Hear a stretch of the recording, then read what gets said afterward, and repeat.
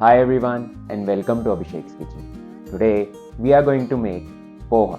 At the end of this recipe, I am also going to share with you some plating ideas. So let's get started. For this, we need 3 cups poha, 1 lemon, a bunch of fresh chopped coriander, 2 chopped potatoes, 1 chopped onion, 2 teaspoon mustard seeds, 2 teaspoon cumin seeds, 1 teaspoon sugar, 1 teaspoon salt or as per taste, 1 teaspoon turmeric powder, 10 to 15 curry leaves, 3 to 4 chopped green chilies, 1/3 cup peanuts and 3 tablespoon oil. Now for the recipe, transfer the poha on a sieve. Add 2 cups of water on poha. Next, add salt and then using a fork, mix the poha gently. Just lift and drop the poha rather than using a lot of force for mixing.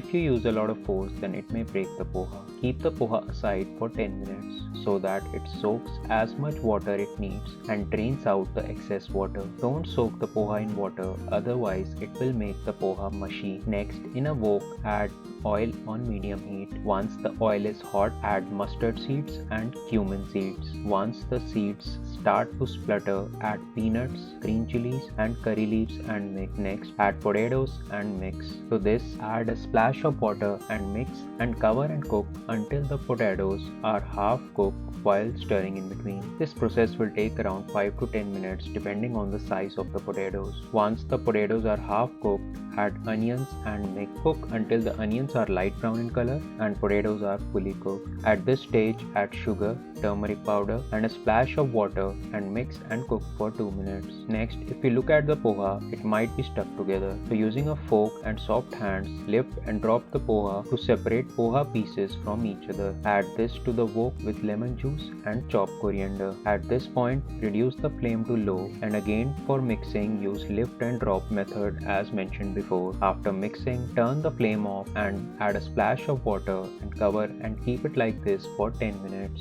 The steam generated from the water will keep the poha moist. Remove the cover and you can see that the poha is looking amazing with no two pieces stuck together. Transfer this to a serving dish. Your poha is ready to serve. Now let's get started on plating. For plate 1, place the poha filled serving dish on a platter. Place a bowl full of yogurt next to it. Add a coriander sprig on top of the yogurt. Garnish the poha with chopped coriander and aloo bhujia. Add a lemon slice next to it. Your plate 1 is ready to serve. For plate 2, add yogurt at the bottom of a martini glass. Add poha on top of it. Add some more yogurt on top. Garnish it with aloo bhujia and chopped coriander. Place a lemon slice on the rim of the glass. Your plate 2 is ready to serve. For plate 3, add poha on half side of the plate. Next, add aloo bhujia on 1/4 of the plate and yogurt on the remaining part of the plate. Garnish the yogurt with coriander sprig and poha with chopped coriander. Add a lemon slice on top of the bhujia. Your plate 3